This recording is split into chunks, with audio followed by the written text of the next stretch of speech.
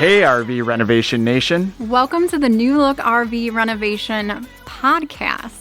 It's a podcast now. Woo!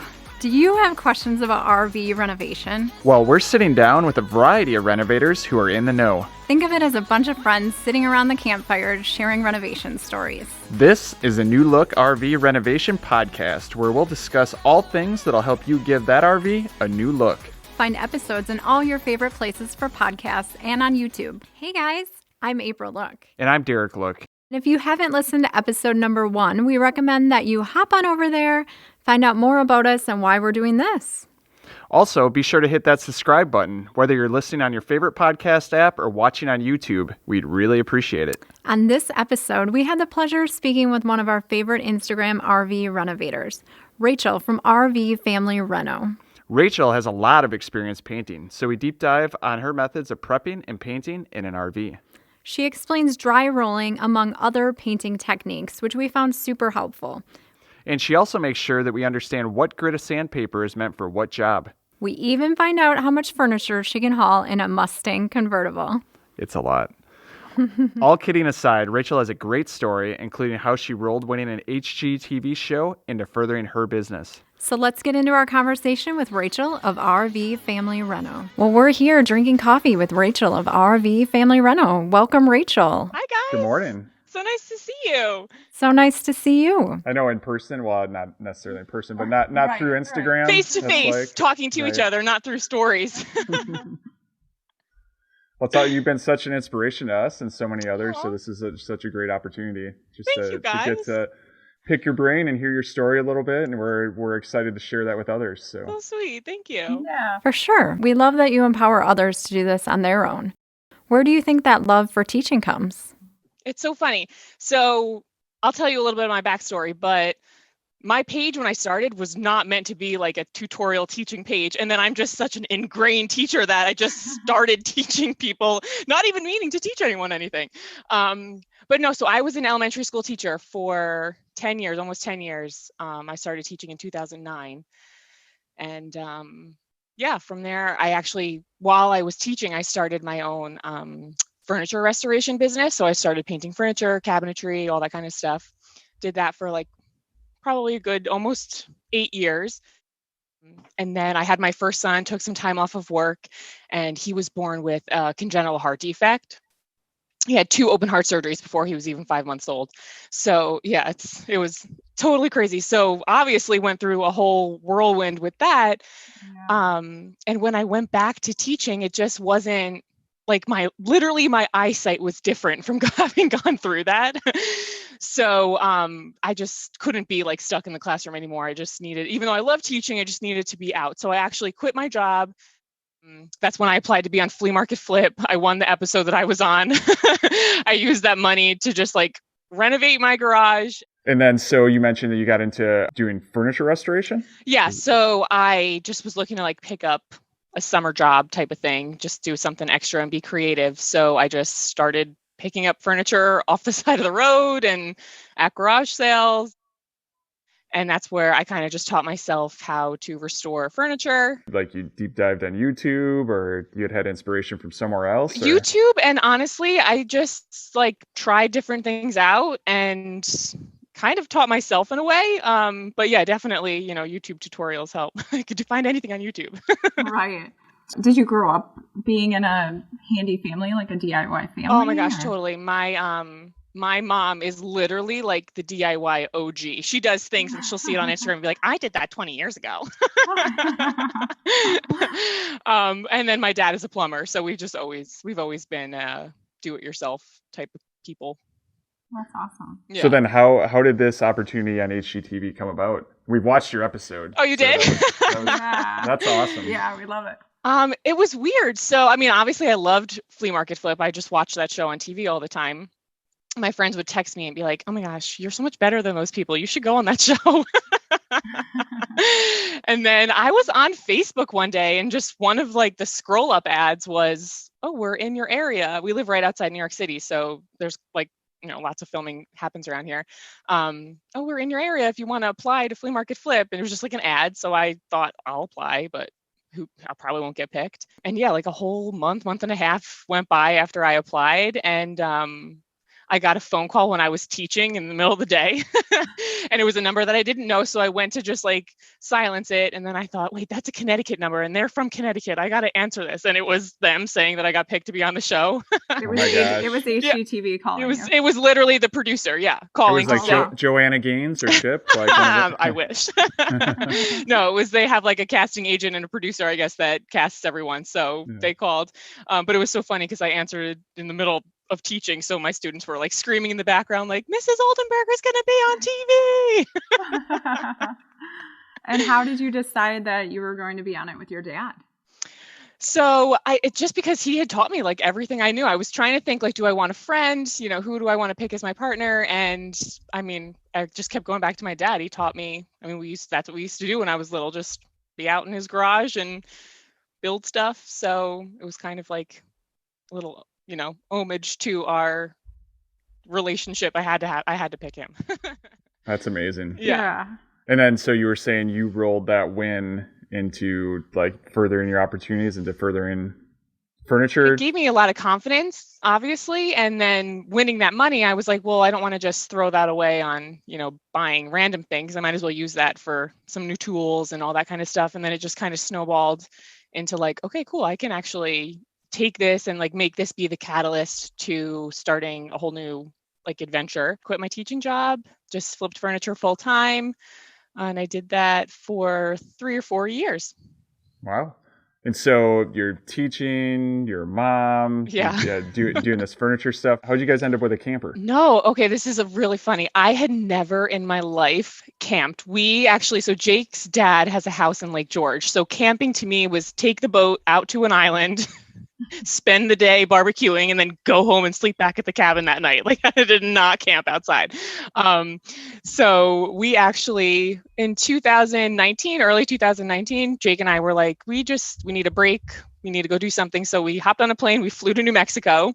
We stayed with some friends there. And then we rented an RV from New Mexico, drove through New Mexico, through Arizona to the Grand Canyon, and then through Utah back to New Mexico. We had already decided by the time we had gotten back to New Mexico, like when we get home, we're buying an RV. It was just like you just fell in love. Oh my gosh, it was insane. The journey was awesome. And obviously out there, it's just gorgeous. Right. Yeah. But and so was it like a Class C or something, like a motorhome? C motorhome, yep. And we just took a week and a half and just drove around. It was amazing. We got home, we bought an RV within, 6 months. And then that's it. We've never done any other vacation since. What did you get? What did you end up buying yourself? We have a Forest River 2014 little bunkhouse. So. And you renovated that. We had that trailer for probably good 8-9 months before we even renovated it, because then COVID hit and my whole business was like focused around teaching art classes and, doing all that. So I had to basically pivot and find something else. So in the meantime, Jake was like, why don't you just renovate our trailer? You're home, you're not doing anything. Go out and paint the trailer. So I was like, okay. That's when I made, literally just paint the trailer. So that's when Sounds like you were driving him nuts or something. No, I definitely needed a passion project at that point, for sure. So we ended up just doing it like as a fun little project. And that's when I made my Instagram and just started finding other people who were doing that, and then snowballed into what it is now. So you were no longer teaching elementary, but you were offering like your own classes? I opened up my own art studio where I taught kids art classes, birthday parties, adult sign classes. Yeah, I had like a whole thing going, and then COVID ruined it all. Oh man! So it was a retail space, like like a offsite location, right on Main Street in our town. It was like, it was. What was that called? The Create Space. Nice. Yeah, it was really, really fun. I still actually to this day have kids that message me like, I need to have my birthday party at the Create Space. I know, I'm like, we're not open anymore. So you've been an entrepreneur. So even though you were a teacher, you've had this entrepreneurial spirit like running through you? Always. My whole family is like that. My sister owns her own yoga studio. My other sister owns her own. She's an esthetician. She owns her own brow bar. We just don't really do well with people telling us what to do. No, we hear you. For the most part, we've been self-employed for almost 20-ish years. Yeah. You guys have like a we talked similar. about that. Yep. Yeah, that obviously we have clients, and our other business that we'd run for so many years is a photography and video studio. So we have a lot of different ranges of clients on that end, from commercial to just families. But yeah, to go to an office space and once again have like management looking over your shoulder every Would be minute. rough. Yeah, Yep. it'd be tough for Yep. sure. So we definitely can relate with that. So you got sent out to the trailer to paint. Yes. That's what, you were like, you got to go do something. You've been locked in the house too long. It was all Go. Jake's idea. He rubs this in my face all the time. This whole business was my idea. This was my plan. He told me, like, go do something for yourself. Get out there, go paint the trailer. And it actually was perfect because I had 10 plus years of experience painting and painting furniture, building, all the things that I had basically taught myself and kind of, what's the word I'm looking for? Fine-tuned over the last 10 years was everything I needed to know to do the trailer. Right. So you guys had taken this out, you'd camped in it, I'm guessing. Actually hadn't, because we bought it. This is like how when we just make a decision, we just go and do it. I was 9 months pregnant when we bought the trailer. Oh, wow. Yeah. So we were like, all right, we're going to wait. And then Cammie was born. And then it was October by that time. So we just winterized it and called it a day. So we had actually never, ever camped in it. It sat in our driveway for 7 months before we ever even went in it to start doing anything.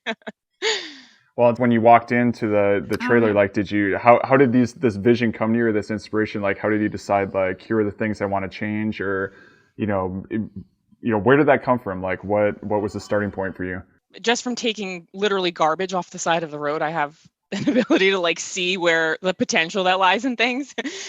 So really for me, it was just, especially because we had never camped in it, we didn't know what worked for us and what didn't. Jake and I spent so much time just sitting in the trailer, sitting on that terrible jackknife couch and just sitting out there imagining, like, okay, are kids going to want to play here? Are kids going to want to play there? We changed up our layout a million times before we even did anything. And that was a big part of like kind of planning and trying to foresee how we would use the space when we were out, having never used it. Did you demo a lot of things out? We ended up, so we took the couch out, we took out the whole dinette booth, that all came out. That really was it for demo. We didn't take everything else, we kind of left and just either reconfigured or worked around. And then we were able to, since we took out that dinette booth that took up so much space, we put in a huge 5.5-foot table vertically instead of, the way the booth goes. And we were able to actually fit our whole family plus our friends when they come camping.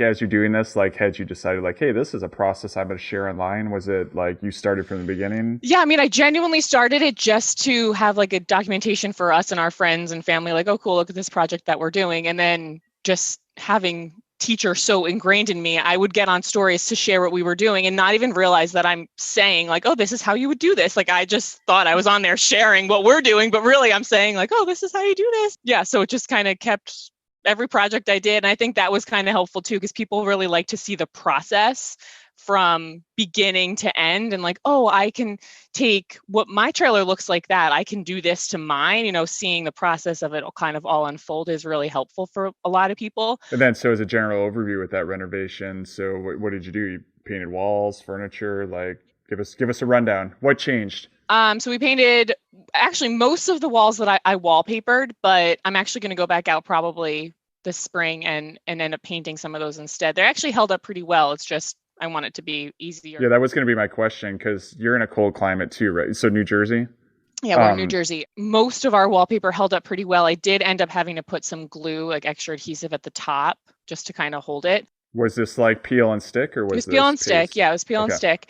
But I've noticed through putting a lot of different peel and stick type papers down, I tend to go towards like the heavier, more more expensive peel and stick, and those are the ones that fall. I think the weight of that paper is what kind of pulls it down, because I have put $7 rolls from Amazon up, and those in our trailer, no extra adhesive, have held up way better than the really expensive ones.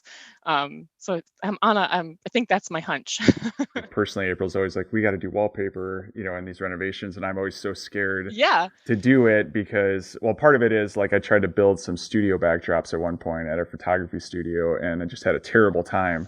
Yeah. try to get those things like lined up Yep. or also like Yeah, to it's a hold. process. And then, again, mentioning, you're in a cold climate, we're in a cold climate. I know that really has an effect on these adhesives. Yep. And, just wondering, like, with a longer term, seeing it over a winter, it's good to hear, like, what happened, what worked, what didn't work. I think with that knowledge now, I would not ever wallpaper an entire trailer for sure, or a big chunk. I think it's great for like little accent walls. Sure. And especially if you have a nice smooth wall, I think that kind of helps too, because if your wall is textured or has damage to it, it's kind of harder to wallpaper, because then when you go to smooth it, it rips. So it's kind of like you have to strategically place which walls it would go on, use it as accents, and got to be smooth and clean behind it. Most RV walls that we've worked with have some sort of texture, even if it's just sort of like almost like the wallpaper texture. Yeah, yes, yeah. Do you try to get rid of that, or no? I've papered right over that. That's typically fine as long as there's not any holes or damage in the wall. You have to kind of like sand all that down. Okay. But so are you taking that down smooth, or is it okay to have a little bit of Oh, it's totally fine to have a little texture okay. on the actual paper. I just wouldn't have like, any transition spots. You want to make sure are nice and smooth. Yeah. Okay. That makes sense. And so obviously this past experience of painting furniture really transitioned well, I'm assuming, into painting your RV. Yeah. Oh my gosh, totally. And that's the thing, like 90% of your renovation, maybe not 90, let's say 75% of your renovation most often is painting, because painting makes the biggest impact. It's the cheapest. It's the thing that people feel most comfortable doing. So yeah, having all that painting experience was super awesome, because that was most of what we did. It's crazy. It feels like the painting never ends when you're renovating an RV. RV. It never ends, ever. And every time you think you're done, there's a scuff somewhere. Like, it's just, the painting stage is the whole stage. True that. Currently, we have a renovation that's done and listed. And the other day, like, I walked in there and I saw like a little tiny spot. I'm like, oh gosh, I got to hit that with a little bit of paint before this goes to a new home. Oh my gosh. And I saw, actually, what I loved, I actually did this with one of our trailers after I saw you guys do this. You guys gave like the little paint sample with the trailer. I'm like, how did I just give them the paint color? But that's such a smart idea. Little mason jar of their paint, and here you go. Now you fix whatever else happens. Right. Now the painting is handed over to you. Right. Yep. Because it's inevitable, especially, if they have kids, or you're just carrying clunky stuff, in and out. It is. And the wear and tear that a trailer is going to undergo, it's, that's expected. It's going to happen. Yeah. And so you painted, you did some wallpaper. Did you change any pieces of furniture or anything? Well, we bought a residential couch. We replaced that with the jackknife couch and kind of reconfigured that a little bit to give us some more floor space. We built out above our wheel well, we built a bench in the dining area. So it kind of just made that space a little bit more useful. So now we have a full length bench behind the table. We ended up with the bunks, just kind of taking them in a little bit. It jutted out towards the middle of the hallway. So we just kind of like tapered that in. So that was on more of like an angle and easier to walk around. But that was really it. That trailer was pretty much just like cosmetic. It was in such good condition, and we just wanted to like paint it and clean it up and make it look a little prettier. And then did you start to notice, like, I have no idea, like, what your following was, through that process or whatnot, but did it come pretty apparent people are interested in this?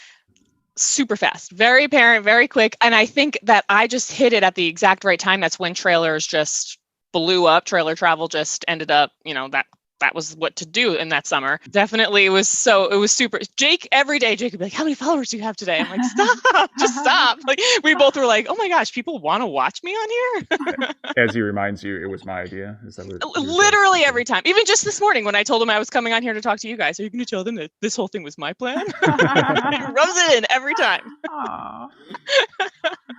So then when you guys were finished, did you get a chance to take it out? Yeah, so this one is our personal trailer. We took it out before it was even done being renovated. We ended up, we took it the whole summer. We've taken that trailer to Connecticut, upstate New York. We went to Delaware. Do you plan on keeping it?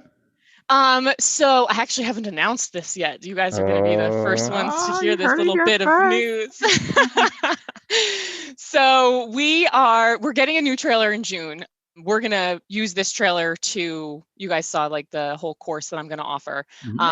But I didn't want to be stuck to a timeline with a client. So we're actually, that course trailer is going to be our next trailer that we're going to be using. And then we're going to sell this trailer. I know, I'm so sad to part with our, our original little baby, but yeah, so once that trailer is done, we'll probably keep both for the summer just to have one to camp in and one while we renovate. And then, then we'll keep the new one and get rid of that one. You adjusted what you're looking for after using the other one, like from, length, size, weight, layout. So our current trailer is 29 feet and we don't need really anything bigger than that. We're okay with the size of that. The thing that I've really looked for, which kind of does mean we're getting a little bit of a bigger trailer, but we don't want to go too much bigger. We really need like a separate bunk room for our kids. It was really hard putting the kids to bed at 7:00, and then we go out and we're hanging out by the campfire, coming in to get food and stuff, and you're like tiptoeing around. They wake up every single time. So we're really looking for like a dedicated space for the kids. That's just the main thing. Toys and all that kind of stuff can just be in their room. That's really the main thing that we're looking for. Cool. What do you guys tow with? This whole time that we've had our other trailer, we have a Jeep Grand Cherokee. We didn't have as much tow capacity. But we just bought a Ram 2500, so we're set now. That's on our list. We have a 1500, and we're always like, oh, it'd be so much better to have a little heavier truck. And oh my gosh, this truck is awesome. And it snowed so much this winter that this truck was like the perfect truck to have through the winter too. Just plowing through the grocery store. Did you have a truck before? We'd never had a truck, and we have needed a truck just with so before I had my Jeep Grand, huge furniture, like by myself too, or with my kids. Like I'd have my kids in the back and I'm just like hauling a dresser through the trunk. But before that car, I had a red Mustang convertible. And I literally, like my neighbor, I actually have to find a picture and see if I can find you guys and send it to you. I have pictures of me driving down the road with my top down and like a dresser like out of the top of the car. I loved that convertible because I could just throw like doors in there, like everything fit. I just pull the top down and everything fit. So once I got rid of that car and got the Jeep, we were like, okay, I would definitely need to pick up. We never had one either until just a couple of years ago when we decided we were going to buy a travel trailer and you try to go on some trips. And like now, I think we both feel like we wouldn't want to be without one. Yeah, I don't even know how we would. And even just with me, with renovating trailers, it's so nice to have it when I buy materials. It's so much easier than having to take the car seats out and fold all the seats down. In this process, like, is there like a moment or moments when light bulb went on and you were like, this might be a business? Through renovating our first trailer, obviously lots of interest of people asking me like, oh, cool. Like, I didn't realize my trailer looks like that. I didn't realize I could make it look like this, and lots of questions. So I actually had just kind of started with getting on phone calls with people and helping to like answer their questions. And then from there, people started reaching out, hey, would you renovate my trailer? And then I realized like, oh, wow, people like, this is a thing. People actually would hire me to do this. So then, Jake and I sat down and we were like, is this something we really want to do? Can we manage it? We're super lucky because we have our huge garage that I have all my tools in, but we also have like a giant lot behind our house. So we had to kind of like work out all those kinks and where we would store the trailers and all of that. But because I'm guessing you're in a residential neighborhood. We are. Yeah, we are super lucky. We're the only house on the entire like whole street that has a double lot. So that has 4 campers parked in the driveway. And 4 campers, yes. All the time. I'm hoarding campers. My neighbors have made me very aware. The last time one pulled in, our neighbors came outside and were like, how long is this one going to be there for? We get the same question. Are you almost done with that one? Yep. I'm like, and we don't know if they're like being supportive or they're like, are you almost done with this one because they want it out of here? Exactly. That's exactly what we're going through. So we're just like smile and nod. Okay. Yeah. You started like offering formal consultation services, like you were charging for these, or you're just being nice? And no, at the beginning it was just all like hop on a phone call and help people out because I just didn't know like that people actually would pay for that kind. Like I had no idea even at trailers, this whole world was like a whole new world for me. Yeah. So yeah, and then once I realized like, oh, this is like a thing. This is something people want. Like I can make something out of this, and just having that, like you said, entrepreneurial like mindset, it just became pretty apparent that that was something that was needed. And then I just kind of took it and ran with it.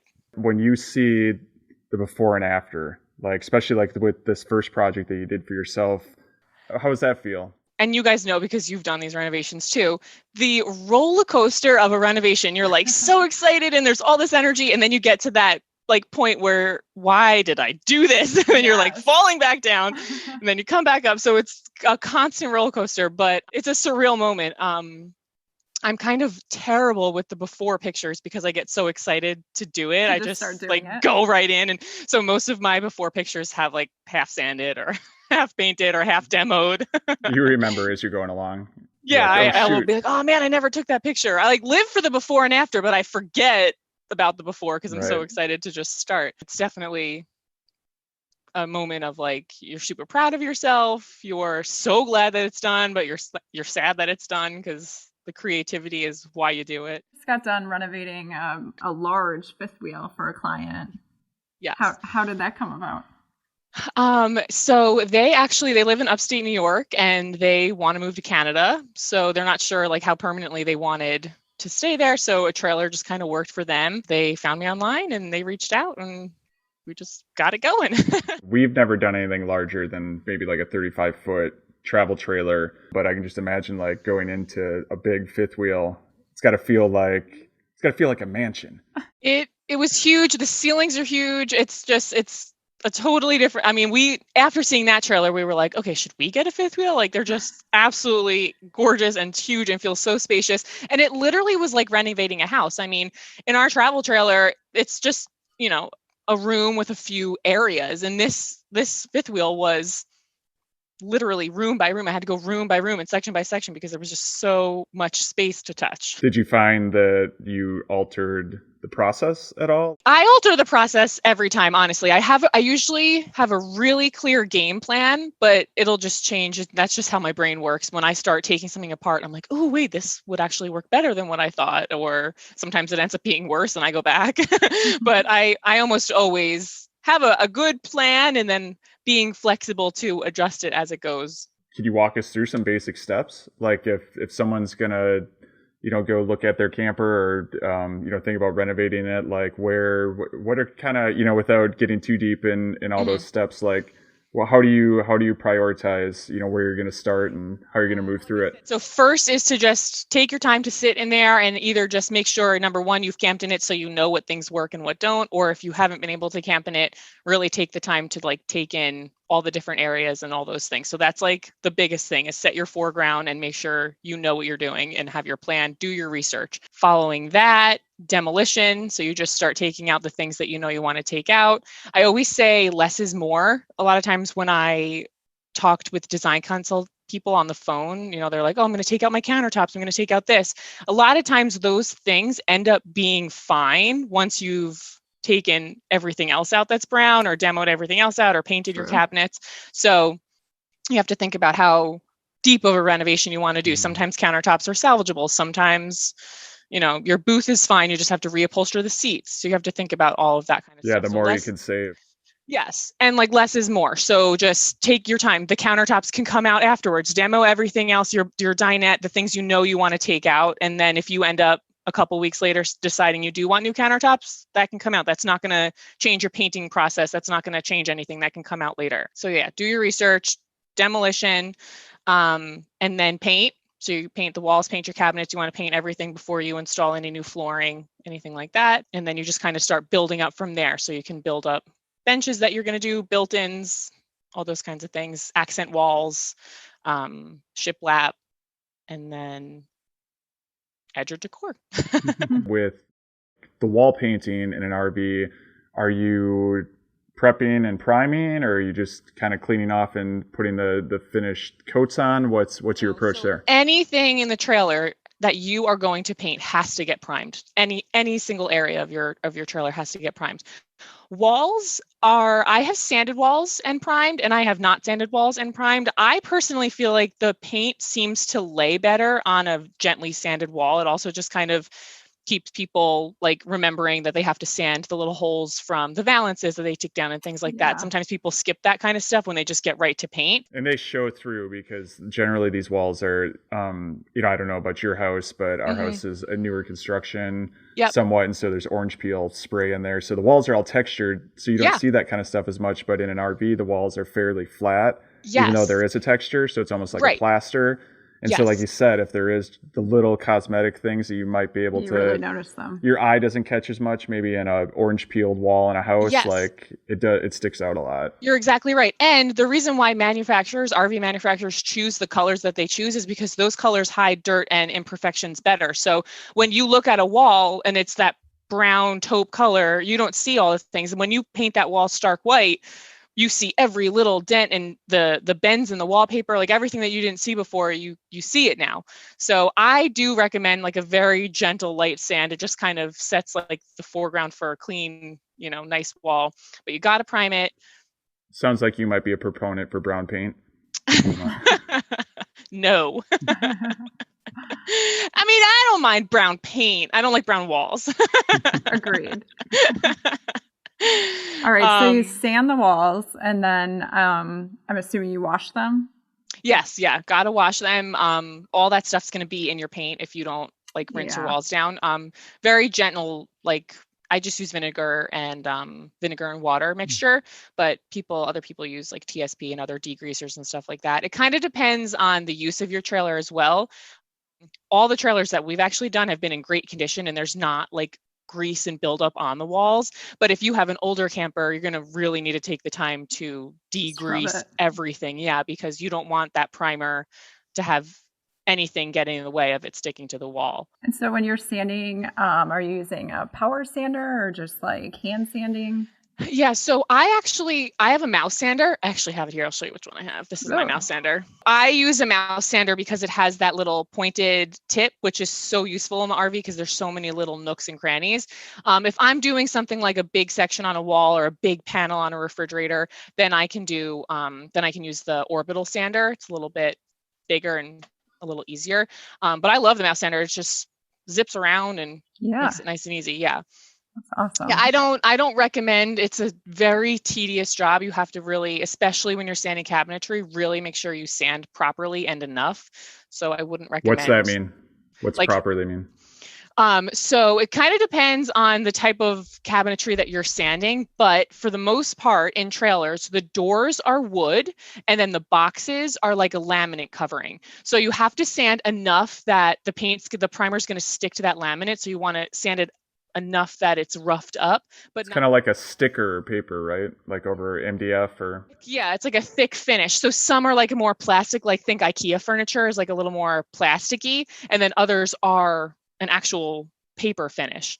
So you have to make sure that you sand that surface enough that the primer is going to stick, but not so much that you sand through it and then expose the particle board behind it, because then that has to get patched. You'll see that like texture when you paint. So so that's why I like the mouse sander. It zips around nice and easy. It's not like a heavy full sand, gets it enough that the paint will stick, but not so much that it's going to damage the surface that you're trying to paint. What grit sandpaper are you using when you're doing that? So there's 3 different grits that I use. So 80 grit is the grit that you use to remove anything. So whenever you're trying to like remove a finish or prep the surface for sanding, you're going to use 80 grit.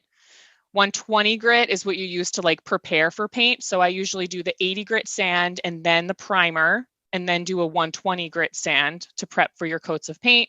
And then you can use a 220 grit in between your 2 coats of paint color to just get like a super, super smooth finish. So we're on renovation number 6, I think. And so we're still trying to find like what the perfect primer is. I don't know. We've used a number of different ones. A couple of them we've used more than once. And so, just trying to figure that out. And so what's the specific one that you're using? I use PPG because it is water-based, but it has like those extra gripping properties. I don't really like oil-based primers. I know that if you're supposed to use an oil-based primer, if you're using an oil-based paint to finish, but I just feel like the oil-based primers in a trailer, for whatever reason, they just don't stick properly. I know people that have used them with success, but kills for whatever reason on the laminate and on the walls for me, just never takes the way I want it to. Well, and water-based is going to clean up easier.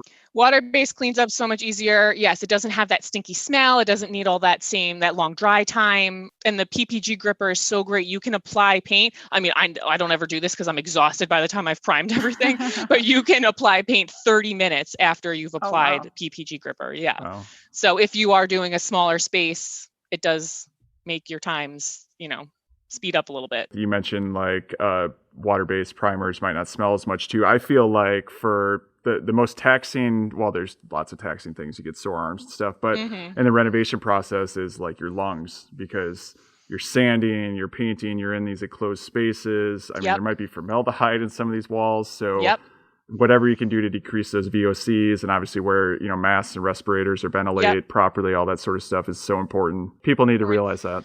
And I, being someone who has done furniture for so long, like I don't paint anything unless I have my respirator on, because it's just, you're exactly right. What all that dust sits at the bottom of your lungs, and it just is not good. So it's definitely a good idea to take care of yourself. Yeah. So we kind of mixing and matching here. We're taking lots of different directions, but since we're deep diving on painting, let's just keep going with that. So you sanded the primer. We're putting the initial top coat on.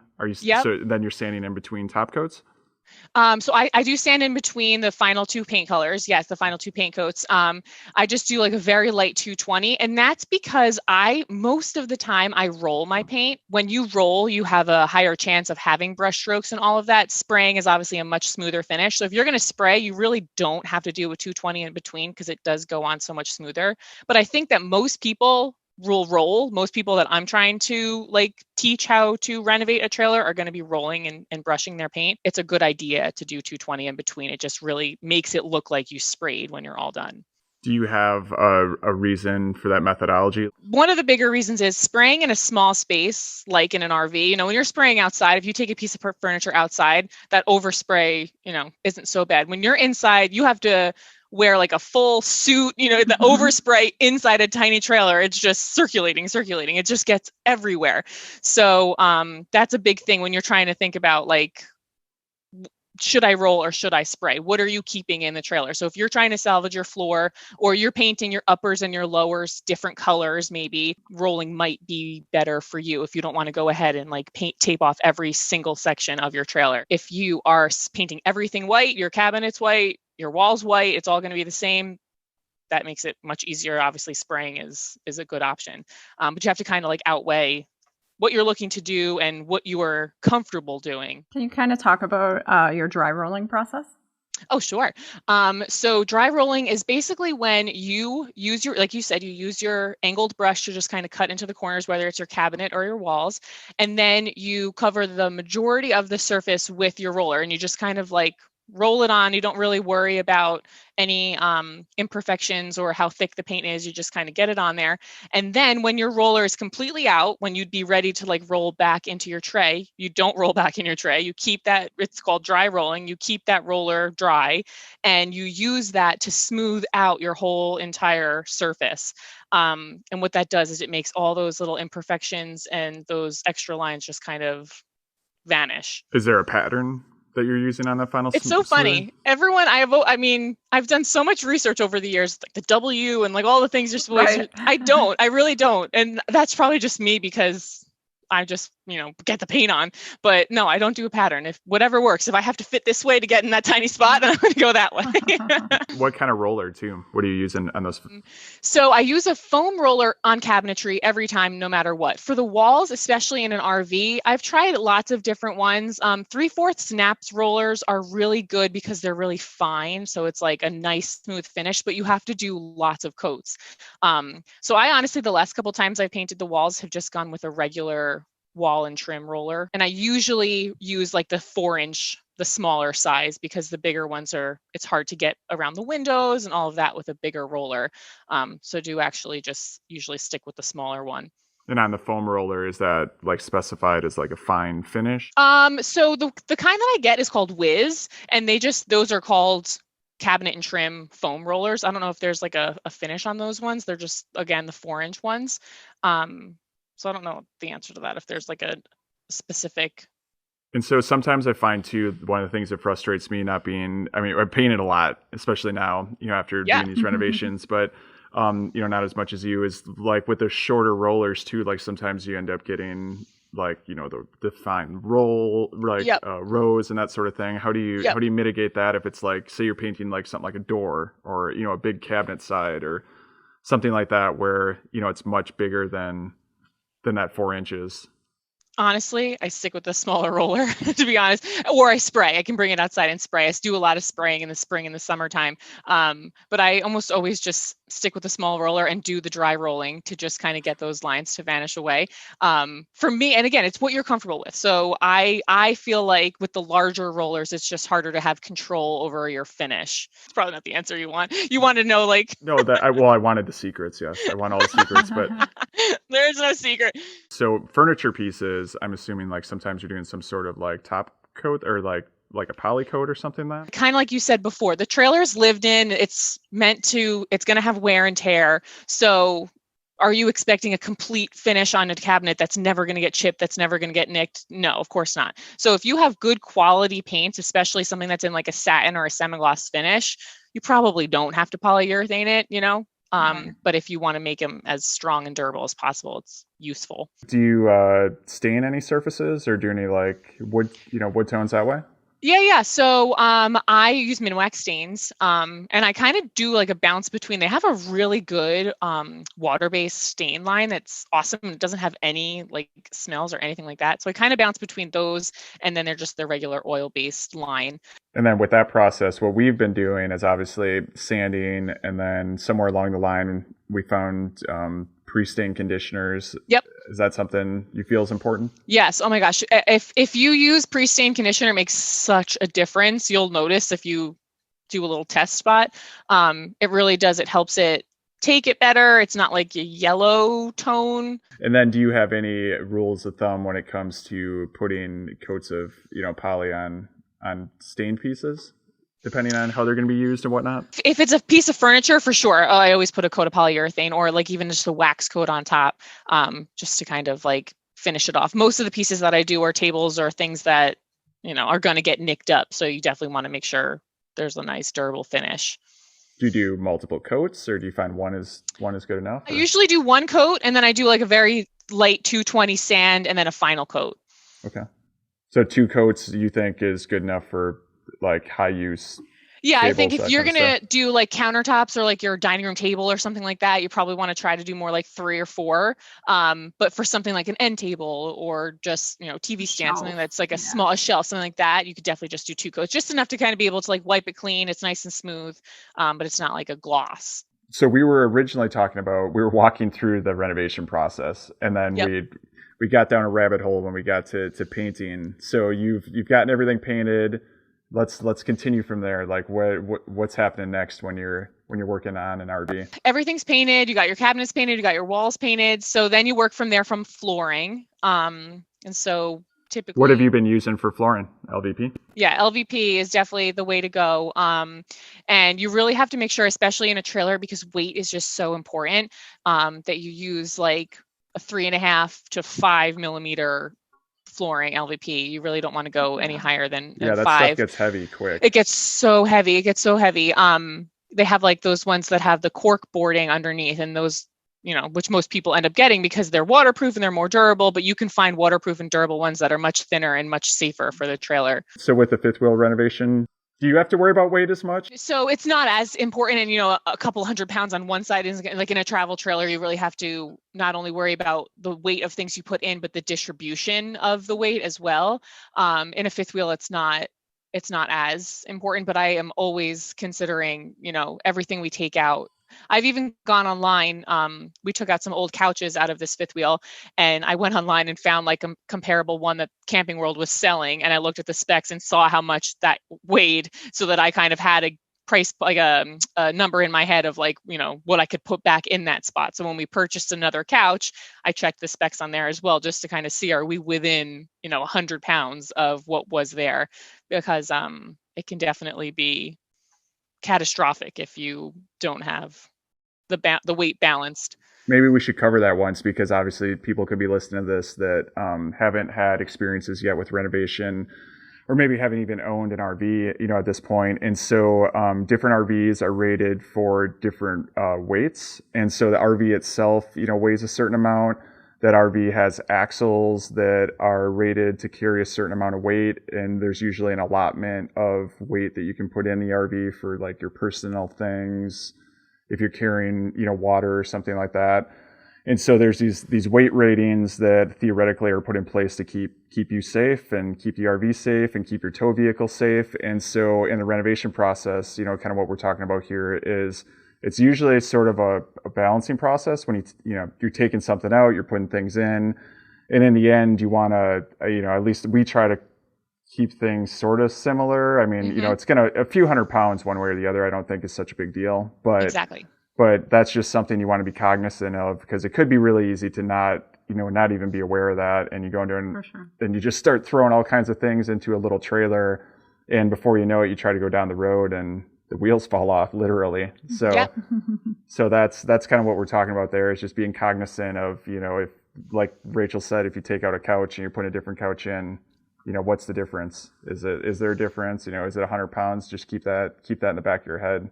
And for the most part, especially if you're demoing a lot out of your trailer, the furniture that you're going to be putting back in, like think IKEA furniture, that stuff is particle board. It's so much lighter than, a couch from IKEA is way lighter than the jackknife couch that's in the trailer. So for the most part, you're going to be pretty close or under, but you're exactly right. You have to make sure that the vehicle that you're using to tow and all of that is able to, you have to account for your tanks being your propane, like all of those things. And so that's why those numbers are really, really important to look up for your vehicle and your trailer. Yeah. And that's just like a whole nother rabbit hole. I mean, our minds exploded when we first got interested in, the RV world, not just learning that there's different RVs, but then there's different tow vehicles with different ratings, and two trucks might look similar to you, but one tows drastically more than the other. And yep.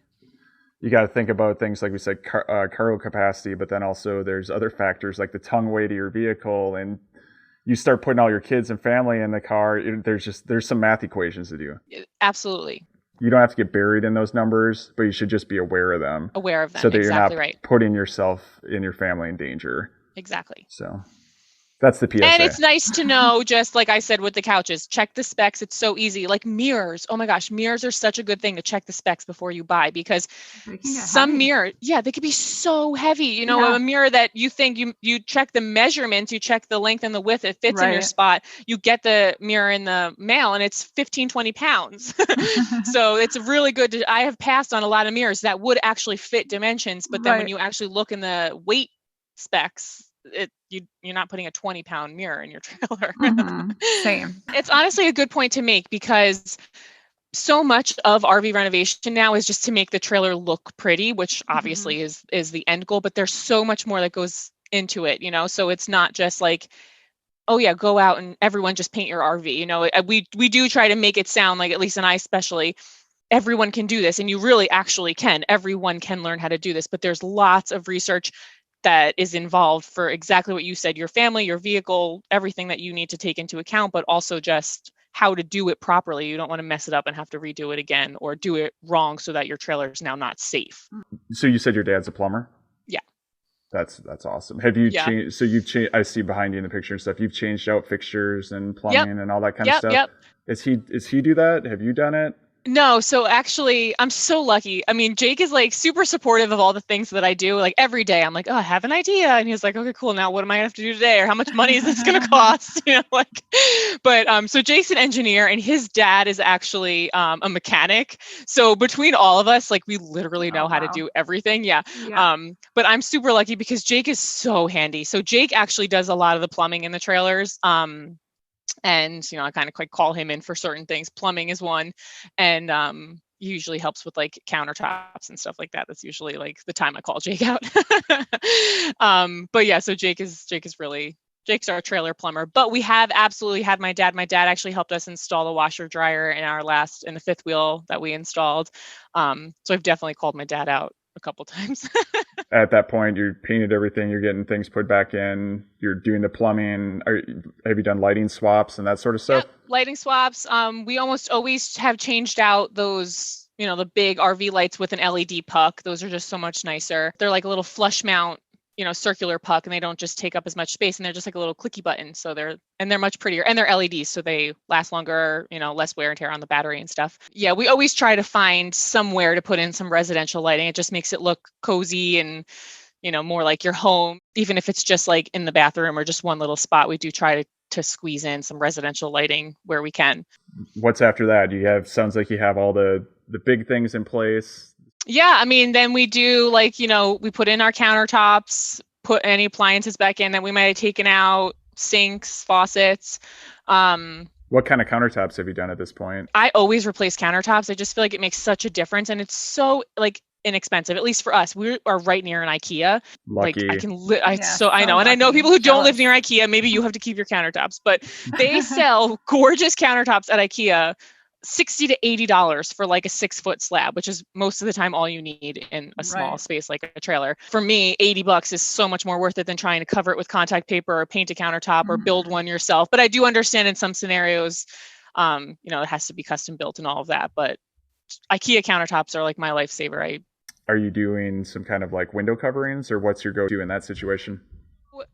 I will be completely honest. Window coverings is my least favorite and most tedious thing to find for trailers. I feel like I can never find the right size, or they're just too long, or they don't fit, or they're out of stock. That's been like a huge thing now, is just finding something that's in stock. But really my go-to is in travel trailers, bamboo blinds. Home Depot sells some really good ones, and Wayfair has nice ones as well. And then I always usually try to pair that with like an IKEA curtain or something like that. Target actually makes great cafe curtains, which are good for travel trailers because most of those windows are only 24 inches high anyway. So then you don't have to sew. So if you're not someone who knows how to sew, cafe curtains are a nice option for those smaller windows. But my favorite curtains from IKEA are the Ritva curtains, and they're like a nice quality white curtain. And those are really, I always cut those up to sew. So you're getting all these client renovations now, right? So yeah. Your model isn't necessarily to buy, remodel, and sell. Your model is to renovate something that somebody already owns? We're on our third right now. And then, like I said, we have the one we're going to buy in June, that will be ours, which will lead to the flip of our other one. And then we have 2 more clients for the rest of the year. Have you weighed that out one way or the other? Or is that just how things have developed? I think it goes, there's good and bad, pros and cons to both. So what I like about a client RV is that obviously I know it already has an owner, so I'm not nervous that I have to hold on to this if someone doesn't buy it. That's the biggest thing. Also, it's nice to kind of work with someone with their budget, like I can just get carried away and just full gut everything, whereas like in the other fifth wheel, the flooring was great. Like I probably would have changed that if my clients weren't like, oh no, let's keep it, so it is kind of nice to know like what your guidelines are, what the budget is, and work through that with someone else. Luckily my last clients were so awesome that they really did let me have a go at really everything. They were so open to like whatever you kind of feel like. Yeah, they were so awesome to work with. But that has been the one thing that's always on my mind, is like trying to, especially with this trailer that we're actually doing right now, meet the exact expectations of what that person has is really overwhelming, whereas in a flip, you can do whatever you want and you can make it as crazy colorful or do whatever you want to do. You're not really like trying to meet someone's expectations. But I think the big thing for us is just not having, at least at this point in our career, not having to find, the giant chunk of money to buy our own RV and then have to hold on to it if it doesn't sell. Like that's really scary for us. Yeah, it's like those 2 opposing stresses. Like you said, there's going back to our talk about having the boss and then also, the carrying costs. And with the client renovations, you're really stuck to your timeline. Someone expects to pick it up this weekend. You've got to be done this weekend, whereas with your own flip, if you need to take a couple more weeks till you list it, it's not the end of the world. So there's pros and cons. How did that whole timeline process work for you? Did you ever feel like you were under stress because of it? Yeah, I definitely was under. So this was hard because I think COVID plays such a huge part in this, because Jake is trying to find time to work. I'm trying to find time to work. We don't have a babysitter as of right now. So that was like super stressful for me, is just being a mom and juggling everything, but also doing this renovation completely by myself, and for the an most part. Instagram influencer. Like that's a whole don't job. forget that. That's It's a whole literally job. a whole nother full-time job. It's insane. But yeah, so definitely I'm really good at managing my time. So I think that obviously helped, but we're trying with this next trailer we've subbed out some of the work. I actually have someone that's actually repairing the floor instead of me doing it because it just worked better, for time management and stuff like that. But yeah, it's all a balancing act. So when you say repairing the floor, I think I caught some of it. So I'm not always, April does a lot of our Instagram. Like I'll Yeah. I post and ghost and like do a lot of stories, but I don't consume as much. And, Yes. but I think I did catch that. So you did the demo and you found that there was some water damage. Oh my gosh, it was so much worse than what we thought. We knew the floor had some soft spots, so we kind of had planned that things would have to get patched, but we had just budgeted to replace the whole subfloor because we figured. It turned out that the freshwater tank had a leak, so I think that partially was some of the issue. But it also must have leaked pretty bad somewhere else because the dinette it was completely gone. But was this a slide or just a? No, this is just a tiny little 18-foot tiny small travel trailer. So like I said, the freshwater tank inside had leaked. I don't know how long it was sitting wet, so maybe that has a big and that play was with on it. top, like it was a water Yes, tank. it was underneath the built-out bed, so I don't know if they even knew. And who knows, maybe it was leaking. Prior owners had tried to fix those sagging spots. They just left them how they didn't take anything out. They just put a tiny thin piece of plywood on top, and then they put self-leveling concrete. Oh no. Concrete. Yeah, so that's what you use in a trailer. So yeah, it was awful. So we ended up taking it all out. All the foam insulation underneath was completely wet in some spots. So we just started from scratch. And how did that feel, Rachel? Like, oh my gosh. Walk me through the sensations when you started absolutely defeated. Oh my gosh. And also we don't really, we really just, especially with our design consultations too, like we don't really address that type of stuff with clients. I really just try to stick to design work. It just makes it easier for me. I feel like I can actually help you in that way, where water damage is so hard, especially over FaceTime, to try and help someone, mitigate water damage when you're not there physically able to see it. So I don't really even advertise that we even do that. So when we open up this trailer and it's just in this terrible condition, I was like, oh my gosh, like this is just going to be a whole, like I didn't even plan to get into all of that way. I feel your pain. On our last renovation, it was demo day and we just were pulling the carpet out of the slide, and I thought I'd done a thorough inspection.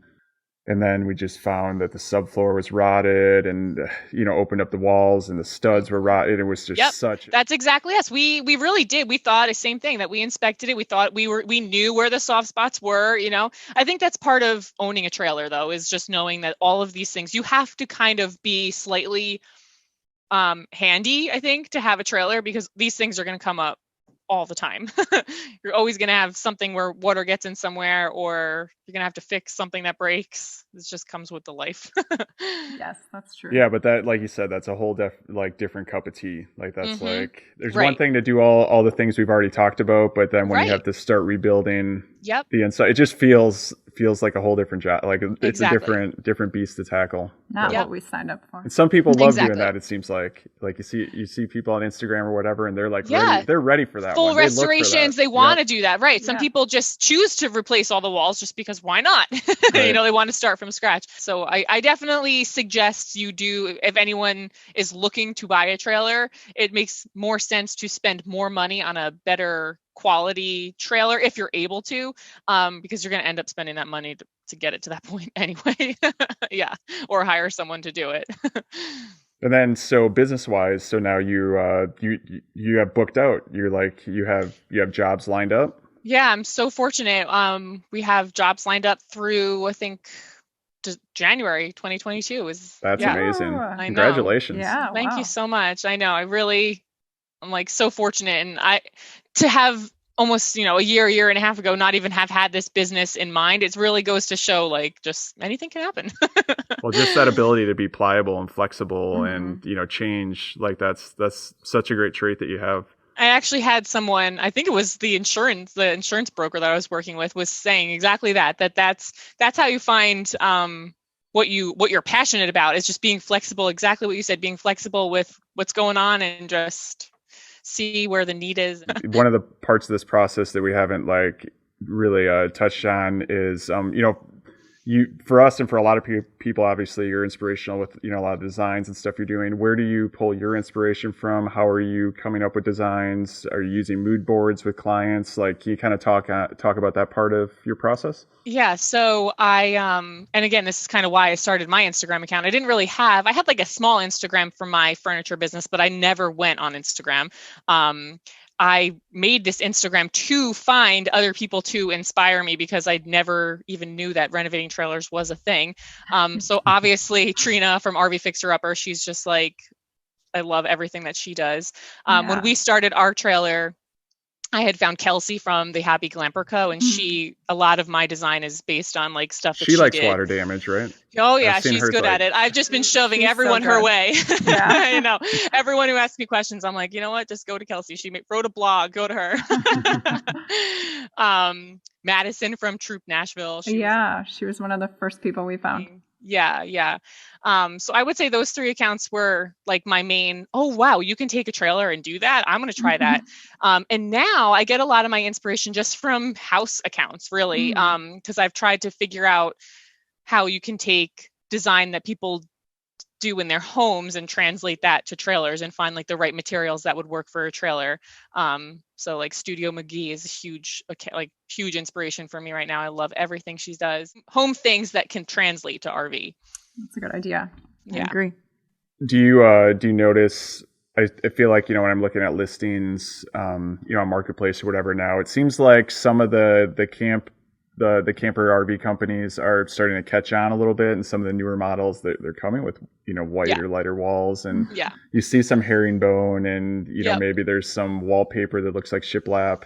Yeah. Like, do you think that wave's coming? Are they're trying? So I think what most RV manufacturers are doing, they have for years and still are designing for like the main population of people who live in RVs, which are the population of people that are older than us. Like they're not designing for us, they're designing for older people. And so those people, they didn't have white kitchens, in their homes. They had brown. That's what was in style. True. So I do think that the RV manufacturers, they are trying to target their main group, which is that older generation. And now they're starting to realize that there's this whole wave of people living full-time. Tiny living is huge now. It's becoming the next cool thing. So I do think that they're definitely trying, like you said, the shiplap wallpaper. It's still awful, but it's at least a step in the right direction. They're just trying to be smart, I would assume, about the population that they're designing for. And they still seem to like the browns, so hopefully it'll get there. Do you ever think about how are you going to stay fresh? Like, with the designs, do you worry about, do you think like it's a sort of situation where, we talk about this, like, if it's not broke, don't fix it, or should we keep like changing what we're doing just to change it? For me, I think staying relevant, staying fresh, like you were saying, is just trying to help people achieve what they want. That's for me, what I'm trying to do is just not really push any certain type of design, or like everything has to be white, or everything has to be wood floors, or everything has to be new. Just kind of working with people on what they like and making it happen. Well, and I guess too, if you have clients coming to you, it's because they're seeing past work, and they like that and they want to see that in their trailer.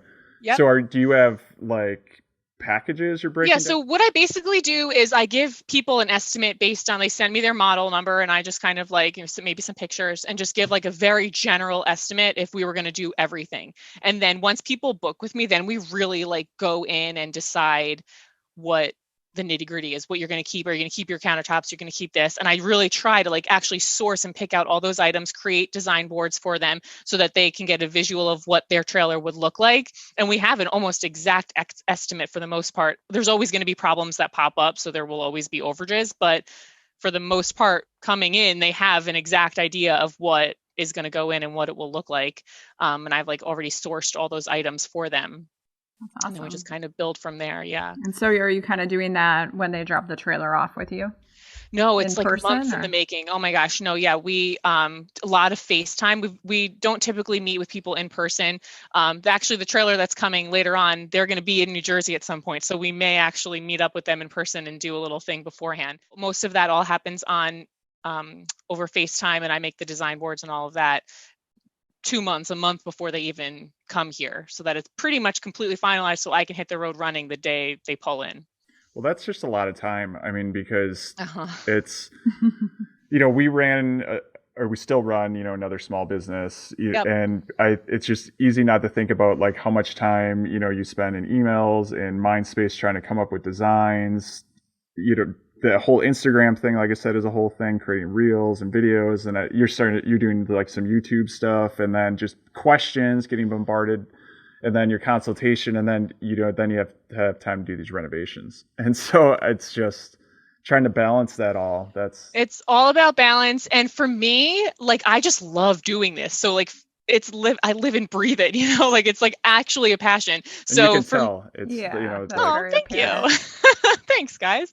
Yeah, I mean, so that's just, I don't get like burnt out. I can imagine if I had to do that for teaching or something, like it's something that you feel like a little burnt out having to like push through all of those things. Mm-hmm. But for something that you actually have like a genuine passion for, it's just kind of like fun to stay up till midnight and create design boards. not that it's not stressful. Oh my gosh, it's totally stressful. And like I said before, you get to those points in a renovation where you're like, why am I doing this? And like, what is happening? And why did I do this? And then it all pays off. At least for us too, we've seen just like when you get to those obstacles or those, you uncover the water damage, like there's a moment where you just want to sit down and like cry, but then there's also like getting through that. It's such a moment of growth, especially. It's a victory. And, for us, we didn't have like this big, broad construction background before this. We had done some house projects and some tinkering here and there and built some things. But, just people like you and, other Instagrammers and YouTube and just the wealth of knowledge that's shared, it's just, fostering such a community of just people that are, willing to do things. And I think through doing those things, it fosters growth, and it's good for everybody. Exactly. And I really do try to show that side of it too, because I don't want it to make it seem like, renovation's easy. You just go in and you nail up the shiplap and then you paint it and it's done. Like you do try to show how hard it actually is, and not to turn anyone off of it, but just to kind of like show people like you're going to do this, and then you're going to get to this point where you're going to hate doing it, and you're just going to have to push through, and it'll be worth it. Yeah, there's plenty of those moments. We hope with this podcast to reach everybody from, someone who's never even done it and just thinking about camping, to people that own a camper and want to touch it up, to people that might be doing this or thinking about it as a side hustle, to, people like you that, and us who are really doing this as like a full-time endeavor. And, just to kind of provide and share this information. Like I've learned so much stuff from you today, already that I'm going to go implement and try to, research and, and that's where it's just constantly trying to learn. And, for me, like when I do something, I'm always like, oh, well, next time I'll be able to do that so much better. I learn stuff every time I do a new project. That's the whole point, is to just kind of get in and probably do something wrong. And then you learn how to do it right for the next time. Yeah. Continue honing your craft. So you kind of touched on it through this conversation, but you just announced some exciting news recently. Yeah, this is huge, huh? Yeah. Yeah, it's a big deal. Do you want to kind of discuss that a bit? Yeah, so basically like you had said, it's a lot to juggle, and I'm juggling a lot. And so one of the things that I really wish I could do more of was the design boards. I love talking to people. I love helping people figure out how to renovate their trailer. But realistically, like I can't reach that many people, just me face to face, on FaceTime with somebody. So I was trying to figure out what's a more broad way for me to get information out to people. So I'm going to come out with a course where we're going to go step by step, day by day. I'm going to literally show every single person every single day exactly what we're going to do. Like, here's today's checklist, and then I'm going to go do it. And then even if there's tears. Oh yeah. I'll cry a lot. I will definitely cry a lot for sure. But show people like how to pick stuff out, what type of design you guys might like. I'll show some sample boards I've done, help people pick out their items, and then just hit the ground running step by step, day by day, and show everyone what to do. Wow, what a useful tool for people. And will this be available like live as it's happening, or it's like a back category, like a library? Or I think what I'm going to do is I want it to be accessible always. So it's going to live on my website. But I think what I'm probably going to do is film all of it and then release it when I'm done. And that way I can kind of like edit and make it just really clear and concise. That's the main thing I've noticed with people with the design boards. They really need like a step-by-step, not just regurgitate, like, here's all the info. Okay, now go do something, Because everybody's so different about how they learn and visualize and see things. Right. And for some people, just showing them that design board that has Yes. one big piece of furniture and a color Yep. rug, and that it Yep. means something to you, and other people, Yep. they're like, what is it? Now what? That's what it is. Exactly that. A lot of people can take that and run with it. Some people I do FaceTime with, and they don't even need a design board. We just talk on the phone, and they're like, okay, cool, got it, done, thanks, bye. Just wanted to ask those questions. And then, yeah, exactly. Or they just need an idea for a spot. And then other people need the design boards, and then other people just message me back like, I got your design board, but like now what do I do? So I do have PDFs that I send out to people as well, like a written down step by step. So you're right. I am trying to kind of reach like all the learning abilities, visual and written and all of that. But I do think the course is just the best way for me to get the information I have out. I'm going to cover everything: flooring, paint, plumbing, everything. Well, that's awesome. That's going to be such a useful tool for people. I hope so. That's an exciting way to put all your efforts and energy to work, because obviously, at the end of the day too, it's a business. So you got to keep the lights on and all that sort of stuff. So I think this exactly. And that was kind of my thought too, because I actually have had a few people reach out and say, is it going to be free? And that was kind of like the struggle for me, because I do feel like I put so much free content out there. So I do have to kind of figure out a way that it is profitable for me, because it has become this business that I almost kind of can't keep up with. Like you said, it's just constant every day, this, that, and the other. So I think this will be a good way for me to kind of recoup a little bit from all the free content that I'm throwing out there, but also just a way to help as many people as possible, which is the main goal. So Rachel, not to put you on the spot, but if I were to say or ask you, like, what is the single most important tool to you in an RV renovation? Could you come up with an answer for that one? Is there something and a why? Can I give you an essay question here? All right, let's see. Single most, I have to pick one. Yeah, the most important for whatever reason, whether it's biggest impact or it's been most useful to you, or it's just a go-to. Is there? Okay, so it's not really a tool. Oh, I guess this is a really hard question. Okay, this is a two-part question. I think tool is a sander, like a quality sander with quality sandpaper. That honestly makes such a difference, because that's the prep. If you don't have the right prep, it doesn't matter what you use in it. It's not going to take correctly, and paint is the most important part. So sander, I think, as far as tool. And then going with that, because it kind of goes with that, a lot of people try and chintz on paint and get like a cheaper paint. Oh, whatever, it's fine. Paint is so important that you get a quality paint to go on your walls and on your cabinets, because that's just the main thing that the main upgrade, but also that could be disastrous if you don't have the right products to use for paint. It's going to chip, it's going to peel, it's going to be a mess. Think about the grand scheme. Okay, so a $35, $40 gallon of paint versus a $60 gallon of paint. People think, oh, I'm not going to spend double the price on paint, but it's $30 more, and then you get like the actual good finish that you're looking for. So I think paint is the easiest thing that people will just chintz out on, because they don't want to pay double the price. But in the grand scheme of things, you paid an extra $400 maybe once everything's painted, and then it's perfect. Right. I think that's definitely one of those cases where you get what you pay for. Exactly. Yep. As we were driving around this summer, we noticed, and I'm sure you noticed, just an explosion in the interest of people that were out RVing. Mm-hmm. What do you think of that new interest, and I guess also the explosion of interest in RV renovation? I think it's awesome. I mean, I'm kind of part of that. I would say that I am new. It's your I'm fault. It's Jake's idea. Oh yeah, this is Jake's fault. It's all Jake's fault. No, it's awesome. I mean, I think, and just living this as well, the connection that you have with your family and your kids, and just to see you guys explore and like go travel and do new things and have your home with you, like there's just literally nothing like that. So for anyone who's like looking into possibly living RV life, whether it's travel or full-time, whatever it is, it's such a journey, and it's really, I could see why it blew up, because it's so fun and so exciting. The blow up of RV renovation, I think, is amazing as well, because it's so cool to see people wanting to take like their home into their own hands. And I think an RV is so much more approachable to people than a home. I think that a home is like a big project. To renovate your whole house, you need lots and lots and lots of money. A trailer you can do on, a fairly reasonable budget. Exactly. But I will say, that, like I said before, people who are looking to do their renovations, I think you just have to make sure you do your research. And, and even just with me, I don't want anyone to just trust someone they found on Instagram. Like that's not good to just go to someone's Instagram and then do what they do. So you need to like actually get solid advice. You have to research lots of people, do what's best for you, methods that work for you.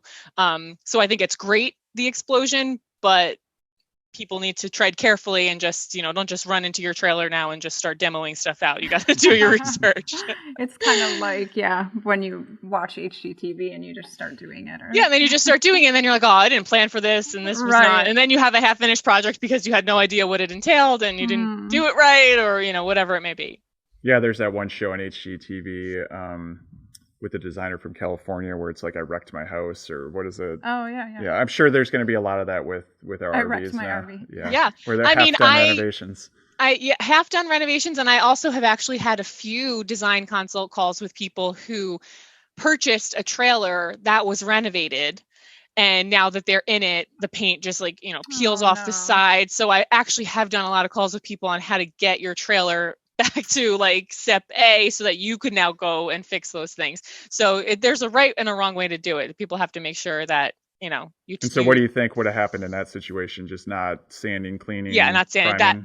Those in both of those two particular situations that I'm talking about, those were not sanded, not at all. And a lot of times, one of those situations, someone actually hired someone to do the painting, and which is trailer knowledge is so specific. It's not like painting a house. You don't just paint your trailer walls like you paint you have to. That's why you have to do the research.